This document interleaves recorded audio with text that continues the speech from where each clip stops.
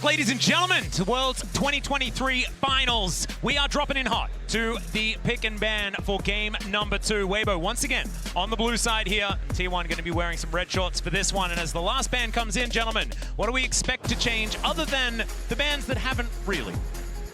Well, there's your first answer. Kalista going to be picked up here.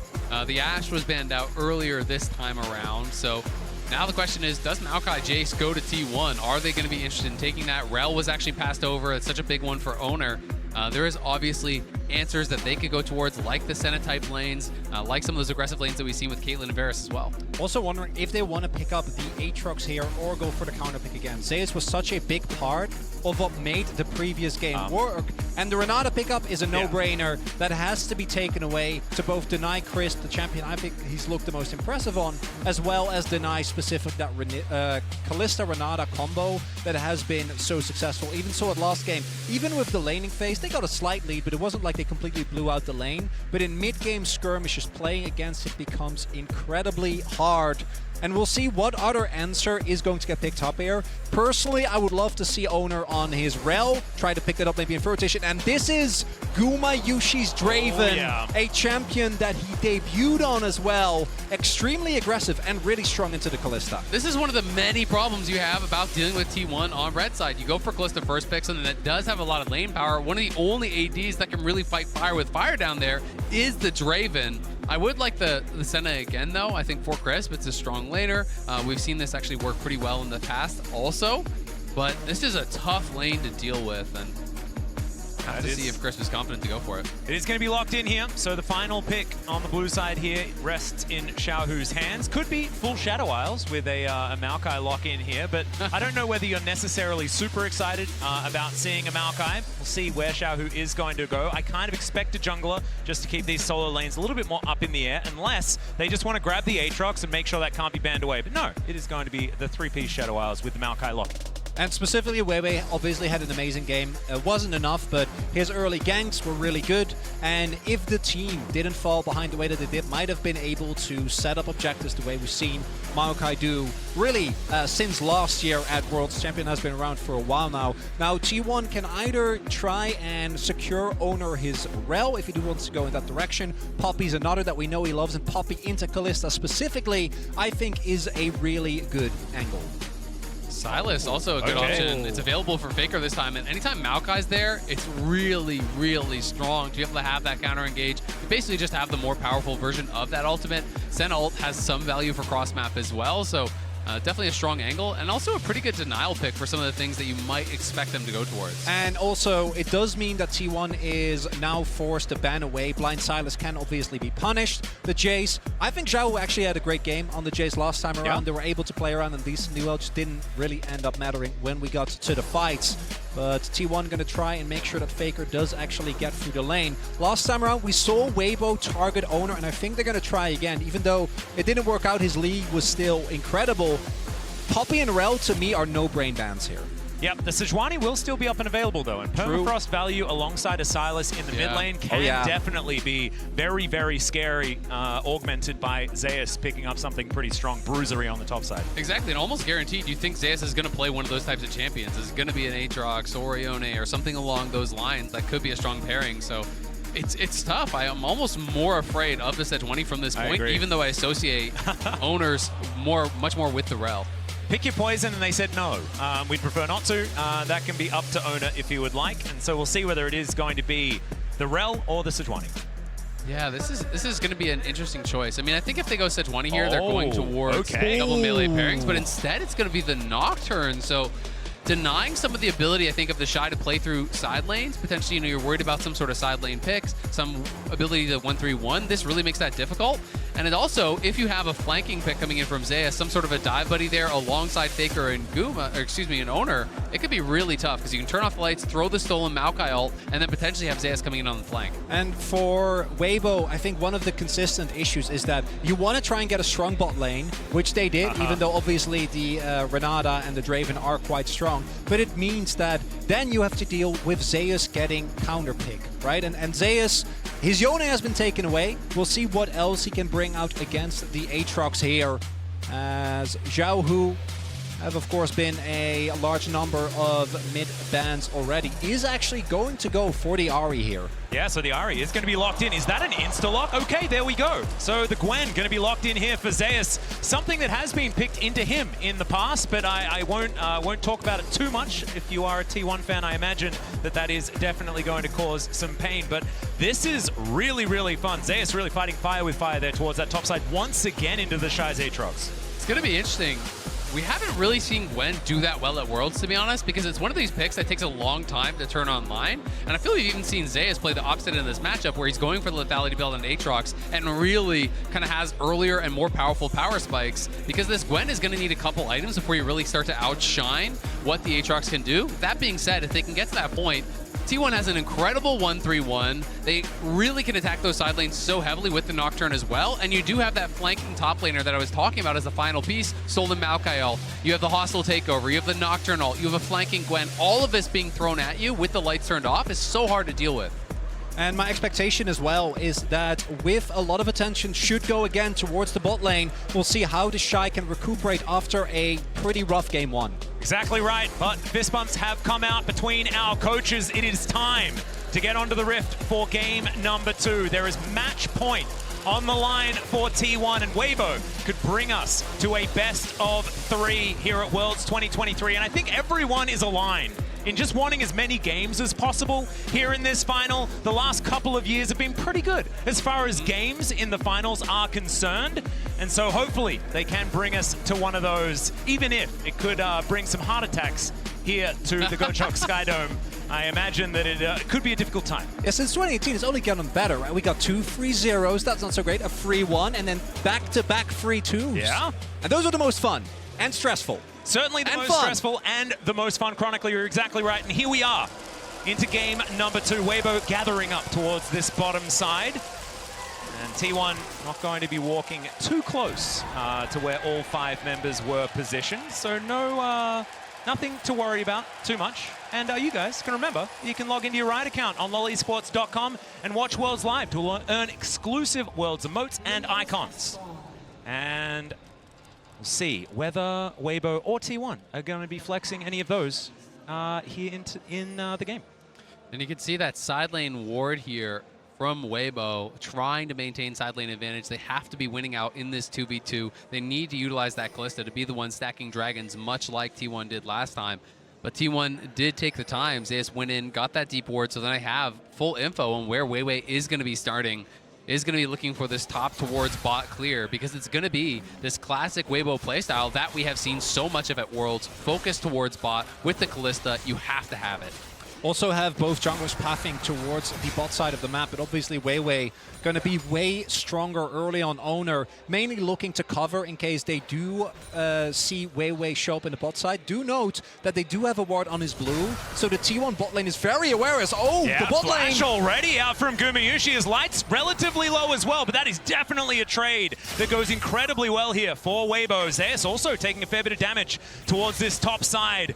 Weibo Gaming, they are not backing down yet. Yeah, it's getting spicy here early on. Chris trades out his heal, but they get the flash off Guma, the ignite off Keria.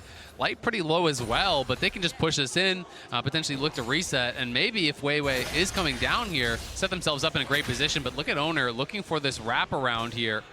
Yeah. Xiaohu likely can walk it out, but we'll see if he's forced to use the summoner. He's level 2, so doesn't have it. There's the flash chain. That is going to get the flash out from Xiaohu. His owner is going to back away. Will have his spell shield available.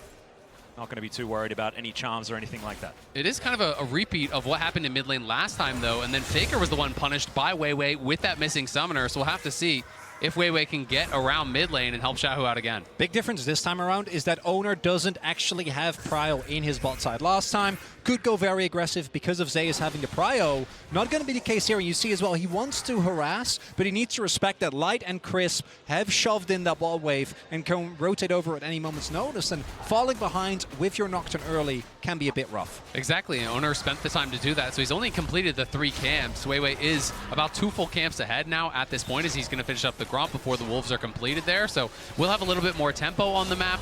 Light just going to take this early recall here as they've bounced the wave on bot side. Chris making sure there's no sort of a freeze going on, because Guma had to take a super early base and a horrible buy, as all he was able to get was the refillable on that first base. So Guma's going to be in a pretty tough spot when you compare with what Light has on the other side. Yeah, it looks like Light pretty happy to go towards the Callista that was so incredibly effective for T1 in the last game. And once again, it's a composition from T1 that, like we've been talking about, does want to have these advantages around the map, does want to get towards these Drakes, trying to play for these side lanes, because if you don't have that tempo advantage, things can go wrong. As the Shy does take a bit of damage here from Zeus, but just some biffo back and forth between the two top laners, and both of these champions having a fair bit of sustain. That's so a good, should be all right. Yeah, good adaptation as well from Weibo. Instead of opting in the Sylas ban, they make sure that the Ashe is taken away. I think Ashe in particular can make any Callista lane really hard to play out. And by making sure that you also deny it to Guma and Carrier, who can flex it. Don't know if they actually want to opt into that, but have done it, of course, in the past. Secure yourself a good early matchup. And we'll see if they're able to push it further, particularly if you can get an early kill on the Draven. Could be big as Weiwei. Yeah, Ward is here as well. Zeus going to be ghosting immediately. There's a twisted advance. Zeus does create some space though on the Bramble Smash, pushes him closer to home. He will have to go back, and now with the Ghost on cooldown, a little bit more susceptible to those ganks. And nicely timed on the skip and slash there from Zeus. Pops the Ghost early, has the E buffered as the twist advance comes through. So he ends up on the opposite side of Weiwei, so the Bramble Smash can't knock him back, and now Owner on the invade here, trying to put on some pressure again. Oh, that's a really high value vision cone there for Weiwei. Spots both the ward and Owner. And look at the pickaxe advantage. So there's no way that Weiwei can fight. He hasn't based yet. Owner did go back to base, has that additional AD, and Weiwei knows he can't win that. Yeah, and the whole time, Faker is backing towards that top side as well, and so they know they can't go and contest that Gromp. It should mean that Owner can collect himself this Wolf Camp as well. So the advantages in the jungle are continuing to blossom here for T1, but on the bottom side of the map, Light's still holding that advantage. Yeah, it's big there for T1 though, because it turns what was a really rough play, a gank towards Zeus, into a really big win. He immediately teleports back, is able to get Prio. The Shy hasn't had a window yet, and they use that to get Owner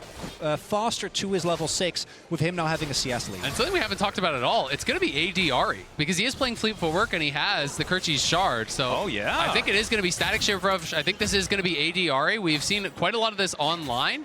This is kind of the new evolution of what we were seeing with AD LeBlanc and that sort of style. I'm not sure if he is going to go like full on AD on hit, or more just that similar build where you go Shiv into Lichbane and play the Night Harvester as well. That's the most common one I've been seeing online. But obviously trying to be able to side lane and trying to be able to kind of slam home an advantage here as this range versus melee matchup into Faker. So it's a very different style of Ahri than we just saw, and I'm excited to see it because I think this is the first pro game that I can recall seeing it in. Yeah, I haven't seen it yet either. So interested to see what Xiaohu is going to be able to get done on this version of the Ahri. And I have to have a feel that the Ahri AD variety should be better in lane against Faker as well. Don't really need to land as many spells if you just right-click people. I like that idea. But Weibo going to be able to grab themselves the first Drake. Should mean the scuttle here as well from Weiwei is getting double duty done.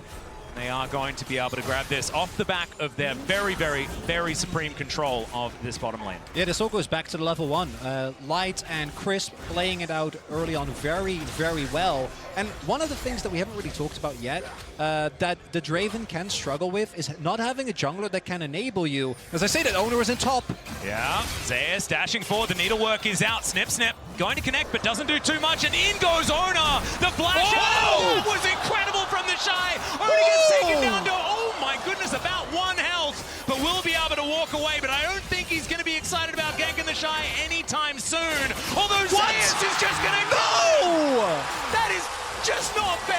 That is the Shy encapsulated, the massive outplay into the overstay. He has the 1v2. He likes his odds in the 1v1, and that is such a costly death because he has no TP, gives up first blood with 2 stacked waves at his tower. That is catastrophic for Weibo's chances. Unfair. That is it. So initially he outplays it, gets the Q while dashing back, denies the fair. And then he goes back in.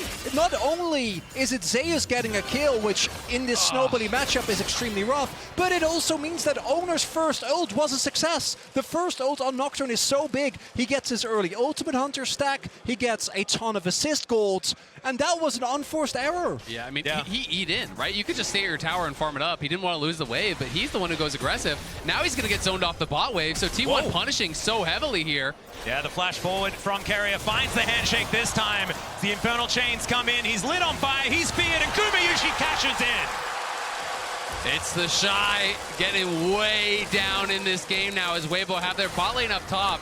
Zeus will not be an easy dive here. He is healthy and he's got the ultimate back. They're going to look for it though.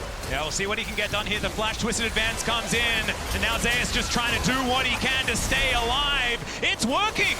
And he's going to be able to dash back towards the minions. Now Faker turns up. He's got his own Nature's Grasp, but Xiaohu is going to join this one, and Zeus is running the wrong direction. We'll see how much time he's going to be able to buy here, because maybe this is an execute as he heads toward the turret, and there it is. Oh my god, everything is going T1's way. It's the Shy. Now shows up in his third lane. Top lane didn't work, bot lane's not working. Hey, let's check out mid lane. Worked out a little bit better here. As you can see, Owner walks away with half of his health bar. The Shy able to win out in that one. But man, that was a lot of things that happened. Chronicler, break it down for us. And it is Weibo opting in when they've already gotten the win, trying to get too much out of the play, because yes, Guma gets a kill. The early cash in for the Draven is really rough with the Shy going down, but they got the Herald. They can play it a little bit slower, try to zone away Zeus, and then crash the Herald, get a ton of plates into light, and then try to play from there. But they try to get more, and it backfires. And I think they're feeling a little bit of that sense of desperation. You lose game one, things start going bad in game two. You feel that you need to get even more. But T1 in such an incredible spot here now, and that kill for the Draven was so critical, because Draven from behind is such a weak champion, but when you're able to snowball, it can really be a different story. And he's now 300-400 gold ahead of his opponent. Yep, exactly right. And okay, Faker diving in here towards Xiaohu, of course. This is our featured matchup, thanks to Mercedes-Benz. And some scuffle, but not too much more than that. We are just going to back away. So I got a little bit overexcited. That is fine. Carrier going to be snared here for a moment. It's Gumayushi down here, like you say, with that extra money. That his Draven didn't work out for him. Last time he played it, of course, in the finals against Gen G. Hasn't played it this tournament yet, though, and this is one of his favorites. And next comes the setup for the Ocean Drake. Weibo already picked one up early, and with the Kalista, I really want to try and opt into this. We haven't really talked about the scaling aspect between these two teams. I think that both teams have some parts that feel like they scale really well, particularly the Senna, and I think that Maokai remains very high in value just by the virtue of his ultimate. But on the flip side, particularly with Zeus already getting ahead and Owner starting to stack his Ultimate Hunter, if Weibo don't snowball objectives early, I think it's going to be such a nightmare trying to play into this T1, because they can get so much in the side, and collapsing becomes really hard because of the Nocturne. And the build from Xiaohu, I'm finding a little bit confusing, because he did start with the Kerchi's Shard, and now he's going into what looks like a Leandry's here. So it looked like instead we've backed off like 5 patches or something. I think we've seen this before. It reminds me of what Showmaker used to do. I think it was LeBlanc. It might have been Ari versus Galio, where you go fleet and early AD just to have an extra edge in lane. Yeah. But it is a lot of gold that you invest, and as we can see, Faker, not even taking into account first strike gold, has been able to stay on parity on the Sylas. Absolutely, and it's going to make it that much more difficult when you're talking about in the 5v5s, dealing with Guma and dealing with some of these champions in the backline that he's going to be trying to burst down. That job becomes that much harder when you don't have the extra electrocute damage, when you don't have that early mythic completion. But it is going to be Weibo taking the second dragon here. We know it's not going to be a Chemtech Soul, so it should be a good one. Yeah, and it's also going to be a teleport in T1, not wanting to give this one up as Faker turns up. Nature's Grasp going to guarantee the dragon. The hostile takeover chasing Weiwei, but just dissipates before it gets there. Once again, it's going to be a Cloud Soul. Love to see it. I could imagine that Weiwei's pretty upset about that. But remember, we're taking the Drake for Water's sake. And there's a fight towards this top side. The Shy taken down to about 50% health. He's trying to avoid the potential needlework. There were none more remaining, and Zeus is going to back away. But remember, we've teamed up with Amazon Web Services for a new campaign called Take the Drake for Water's Sake. For every ocean drake taken, AWS will make a donation to water.org. That drake was the 47th ocean drake slain since Worlds 2023 Swiss stage. And we can have it both ways. We get the ocean drake and still a cloud soul. I know, isn't it glorious? It's beautiful. It's absolutely fantastic. We've washed off the Chemtech with the ocean. And then it's now windy. Now we're yeah. enjoying ourselves in the breeze. Oh, it's just fantastic. Well, and Zeus from this far ahead of the Shy, Cloud Soul would be terrifying if he's going to be able to get that. It's actually so good on Gwen. Weibo are pushing heavily on bot side. If the Shy walks up, he could just be dead again. Everfrost gets the slow. Chainlash is going to come down as well. Faker doing a fair bit of damage. Did invest his stolen ultimate there. I believe it was probably timing out relatively soon. Trying to get some value as in goes Owner. Finds the paranoia, but you can see the Shy is going to be all right. He even gets a cheeky little shield there with the Dawning Shadow Light, not wanting to leave it up to chance. I mean, this Aatrox is going to have such a tough time. He is going for the lethality build, and he's doing it from very far behind. You know, closing in on 40 CS deficit. He is going to be obviously able to pick up some of this to even that out a little bit, but the additional kill is also in Zeus' pocket. And this is a matchup where, as the Gwen, when you get through those earlier stages, you can outscale. When you're getting towards multiple items, it just kind of gets better for you. So the Shy is going to have to turn in an incredible performance, and we can see it in the MasterCard lane economy snapshot. It is heavily favored towards Zeus, who had a really good game one and is set up for success here in game two. And I tell you what, if you're a Zeus fan, you're feeling absolutely fantastic that he's having this kind of performance in a final. Because these have been the times where he has crumbled in the past, and so far it's been back-to-back games where he is the guy. And this has been the story for this T1 roster. You know, they have been so close so many times. 4 times they have lost in an international game 5 and not been able to claim that big title they've been chasing, but Zeus showing up so far. Yep, another teleport to come in here as they do manage to secure this Rift Herald. We'll see whether Weibo can get themselves out of here. Light going to be hostile takeovered, but he's the only one, and now Zeus looking for the target. Faker dives in though as well. He's going to collect the first with the help of Owner. The Shy goes down, the rest of Weibo will scatter, but they do get the objective and only lose 1 for now. And Weibo gonna be happy that they, at the very least they did get the Herald, but they did have to invest a lot. Teleport used by T1, but outside of that, and Gumayusi's plans not too much look on the other ends. No flash for Weiwei, no flash for Light. Those are going to be big cooldowns in the possible fight for Soul Point that I think Weibo was going to be looking for in about 2 minutes. That stolen Maokai from Faker got incredible value. Weibo was kind of panicking. They had to make a run for it here. And Weibo are able to secure it, but it's Faker on such a good angle, coming in from the top of your screen, able to find this stolen Maokai. Weiwei uses his to just try to disengage the hostile takeover, but look at the angle here from Faker. Everyone from Weibo sent packing. They're trying to line up to avoid it, but the flashes have to be used. And that is with Zhao, who doing so much heavy lifting. Keeps Keria and Guma out of the fight. Keria was also unable to hit anyone, and he's giving me really big barrel energy with the amount of things that haven't been able to hit.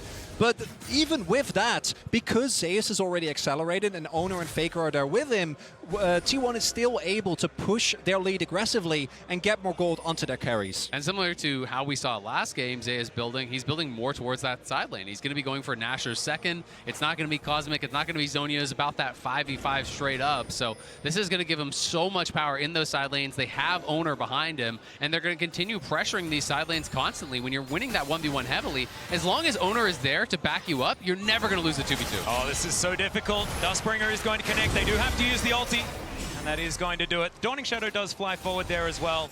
And once again, they just have to get out. And I believe, did Owner even use the ultimate? No, and that's going to be the fight for T1 looking way better, right? 25 seconds till the Drake spawns, and now Crisp doesn't have his ultimate, and neither does Xiaohu. It's going to be really tough, and the flashes aren't going to be up either. You look at Light, he's not going to have his flash. He doesn't even have his cleanse yet.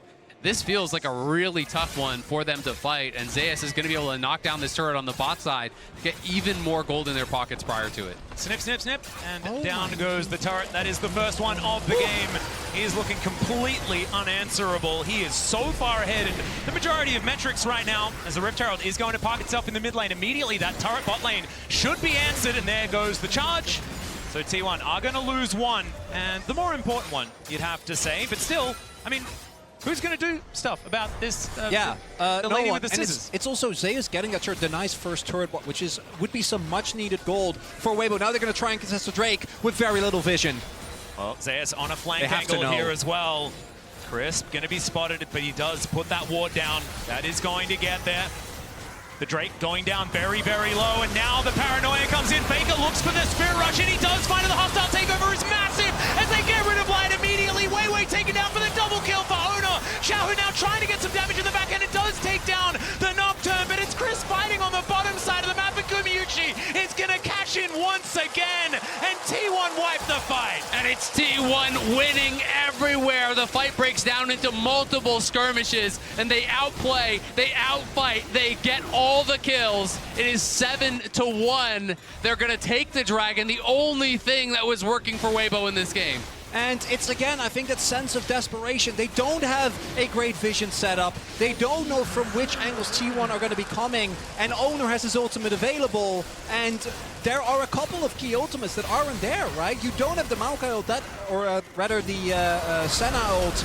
And that's such a big defensive cooldown. And again, look how they orchestrate this. Faker comes in from the top. Owner turns off the light. The hostile takeover comes across everything all at once. And it's so difficult for Weibo to be able to effectively communicate how to play out this team fight. So everyone scatters. They're all flashing, every man for themselves. And when you go into that kind of fight against T1 with this composition, you are sure to always lose. And I tell you what, I'm really enjoying the use of the paranoia as well as the hostile takeover, because something that has been difficult for a lot of our Renata players to deal with is getting in the right positions to get that ultimate off without as much notice, right? Because it's relatively telegraphed. But if the lights are all off and then this wave comes across you, it's not a lot of reaction time to deal with that if everything else is going on as well. Additionally, Guma was able to pick up another kill. So this Draven is by no means the main carry of T1, but now Zeus is fed, Guma is fed, and Owner is fed. So they might get a catch here, not going to find carry-out, but there's so much that you need to deal with. Exactly right. And just quickly, win probability powered by AWS definitely starting to trend towards T1 in this game. 7-1 in kills, but at the beginning of the game, you could see there on the graph, Weibo was certainly getting themselves into decent positions. We'll see whether they can claw some of that back. It is only a 4,000 gold lead here for T1 so far. Definitely surmountable. And while we haven't talked as much about this Draven, and you said it, he's been getting these kills. He's actually the richest member on T1. He's the richest person in the game now at this point, which is kind of crazy. After how badly this early game started, he has been cashing in, and Weibo trying to start something here. Here's another one, the Nature's Grasp. They all line up behind, but it's a decent charm to come through there. Hostile takeover for some phenomenal disengage, and it looks like T1, they don't want to deal with it. Faker dashes over the wall. Remember, they don't have a turret here. The charm is going to split them. Carrier tries to get it. He goes forward and then just explodes, and then Owner thinks that that's his moment. It's a double again for this Nocturne, and he survives. The logistics protocol coming in from Carrier to make sure that the Nocturne doesn't burn down. It's a massacre. Weibo again try to get something, and initially the play looks good, but I think the sidestep from Carrier there, he doesn't get caught, and with Renata alive, it becomes so hard. While all of that was happening, the Shy was rotating over. Zeus just backed.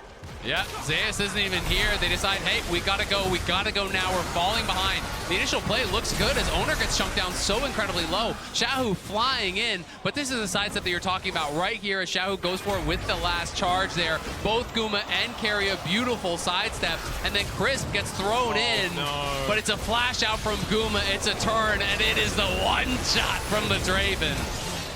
And the one shot from the Nocturne as well, using himself as a bullet into that backline and secures the kill on to Xiaohu. Also the Dustbringer, I believe, got the kill in the first place. So this Nocturne is just massive. And it is, again, also a testament to how powerful Renata is. Owner can go for these mega aggressive plays, knowing that as long as he kills his target, he will be able to be bailed out by the rest of his team. And honestly, even if he dies from this position, because the carries are so fed, it's going to be worth it, right? As long as you are creating space for Guma, for Zeus, for Faker, even if it is that one-way trip here for the Nocturne, it's going to be such a value play as long as they can follow up. And T1 have been on the same page. Weibo seem like their only answer is just forcing more and more fights. You can't win side lane. You can't win 5v5. Your objective stacking has been stopped. It is getting close to checkmate in game number 2. It's really hard as well, considering the fact that T1 had already built themselves a 1-3-1 composition. There is no comp in the game that is more just win more, right? Because you have win conditions that build upon themselves with a composition like this, where Zeus and Faker can get control of these side lanes all game long. Tempo, something that Weibo is going to have to really, really muscle. Oh. Yeah, that is a bit of item in advantage. Yeah. And when the Shy shows up to a team fight, he is going to have to be absolutely perfect to get anything done, because you are so squishy. If you can't get that first kill for the Dustblade proc to be able to survive, you are going to be paper, because one little CC hits you, Guma's going to kill you instantaneously. He's got 0 armor, he's got 0 HP purchased, so this Aatrox is going to be really squishy. Additionally, Weibo, after game number 1, obviously tried to pivot, tried to play much to a bot side, and even with them setting Guma up for a deficit, the main issue is just the other lanes. T1 has been able to get the counter pick towards top side twice, and Weibo, you gotta imagine, if T1 is able to play it out from here, have to try something else, because this blind Aatrox, even when protected with bans, just isn't working out. And I think we have to talk about the journey that Owner has had. You know, he is one of the players that has been so criticized throughout this year. And how good has he been in this series? How good has he been at Worlds? And this whole tournament, exactly. And on tanks normally, right? But this Nocturne performance, he is playing reserved. He is going in at the right times. This is an Owner that is playing extraordinarily well. And it also goes back to when Owner initially looked to be his most dominant. His Lee is his most iconic champion, right? Yeah. It's more the carry style as we get a charm. Yeah, Faker is going to break it. Oh, no. He uses it in order to close distance back again, I guess. But never mind. Nothing too much more going to happen. T1 with the opportunity to stack 4 Cloud Drakes. When you and they're going to start with the second. Exactly. When you talk about the comfort and the ability to go towards things like the Lee Sin, I think that has been somewhat indicative of what T1 have wanted to do here at Worlds, and the meta shifts that they have brought in as Owner, maybe looking for a fight. Yeah, they find the Shy, but he just umbrally dashes over the wall. He will keep himself alive as Weibo just regrouping once again, spotting out the members of T1 moving back from that Drake. And now moving towards the Baron pit. It is 25 minutes into the game, and T1 hasn't gone for a Baron just yet. You can see that they have changed a little bit. Very reserved. Yeah. Yeah. They've really matured, you know. The Baron's been alive for 5 minutes. Now they give it like 5 minutes. This is not my T1. I think because they were near the Baron pit, though, they have remembered. So I imagine we're going to be playing around that now. Oh, okay. I thought you were going to say it counts as them starting and you're just walking by, saying hi to an old friend. No, I don't think that's necessarily how it works. But it's just been so fun to watch T1 because they have been on the forefront of these meta shifts, right? You know, Keria, when it was this double AD carry meta in the bot lane, he was incredible. Being able to bring that back, being able to have Owner on Lee Sin, Guma here on this Draven, being able to see these iconic picks and their comfort is working out so well. Paranoia comes in once again as the flash out from the Shy may not be enough. They're under the turret. Owner was tanking it up, and Zeus is going to finish it. Inner turret should now be next on the clock. And because the rest of T1 is standing guard, Weibo can't try and turn the fact that Owner is towards bot into a Baron, so they just have to watch their teammate get killed through Merc Treads and a Hex Drinker as well. Yeah, and Teleport's still available, so it was only ever going to be a 4v4 anyway. It is a 4,000 gold lead in top lane, almost 4,500 gold in top lane. That is just ridiculous now at this point. This lead for Zeus is becoming just a nightmare for them to deal with. He has the Cosmic Drive finish now. He's so far ahead of the pace of this game that no one can answer him, and it just felt bad for Crisp. Every time he's popping a Sentinel, it's just been to watch his teammate die. And he doesn't even get to watch because the lights are out. He doesn't even get to... that's why would you have to remind me? I know, it's very cruel. That's painful. I'm still remembering back to the Shy outplaying a 1v2. And then, walking back into the 1v1. As no. He's going to get charmed. It's a decent amount of damage, but he is very far ahead, and he will just be able to wander his way out. And the problem for me now is that reactively, the Weibo comp, individually they can pick up very well, but if you don't get to the objective first, it becomes very hard to contest, and right now that's not the case. Yeah, they're definitely not there first. The Baron is down very, very low. There's the Paranoia as they look to try and burst down the Baron. They do collect it, and now the hijacked ultimate comes through from Faker. Now Zeus dives in. He's taken matters into his own hands. He hasn't taken any damage. Weiwei has to run away. He gets thrown back by the Bramble Smash, but the damage has already been done. Faker goes gold and does have to flash as Light's doing a fair bit of work. with these Rens into the back line. But T1 just took a Baron and they got 5 out. And Gwen truly is immune. Zeus doesn't care, dives into multiple people and uses his lead very aggressively. And this is where I think you really see the goal difference. Weibo get close in a couple of situations, get some health bars low, and if they had items that might have been enough, but instead they just have to watch T1 walk it off. The only thing invested is a flash and a stopwatch from Faker. Exactly, and Weiwei just can't actually close the gap to even contest the Baron because the hostile takeover comes through, then the stolen Maokai ult comes through. By the time he's out of CC, the Baron is already gone, and Zeus is running rampant in the back line. T1 just getting further and further ahead. Guma still doesn't even have boots, by the way, but he does have a Bloodthirster and 3 items. Okay, yep, Kamushi just having a good time, and he knows that he is not the main character necessarily. He's just been able to sit back. And it's because of the Cloud Drakes! And, he doesn't need boots! Oh, that is true! Everyone's Cassiopeia on T1 now. Be prepared.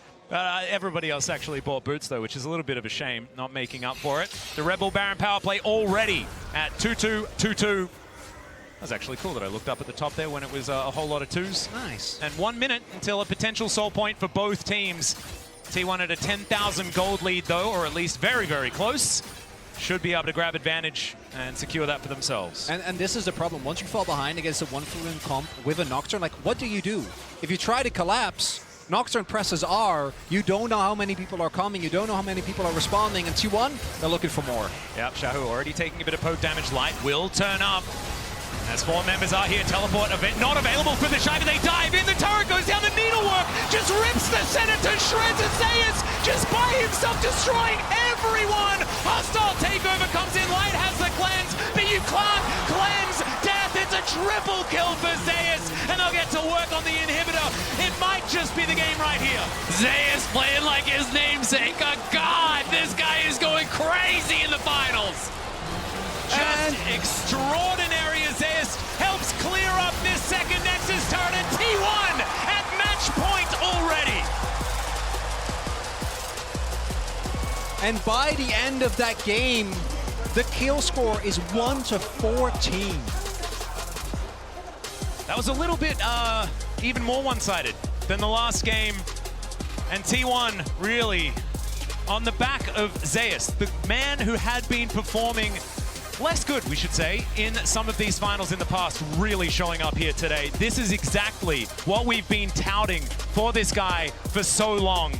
But T1 are 1 game away from clinching their 4th Worlds title. But before we get into break, let's have a look at some of the amazing behind-the-scenes footage of the finals tease thanks to the OppoCam.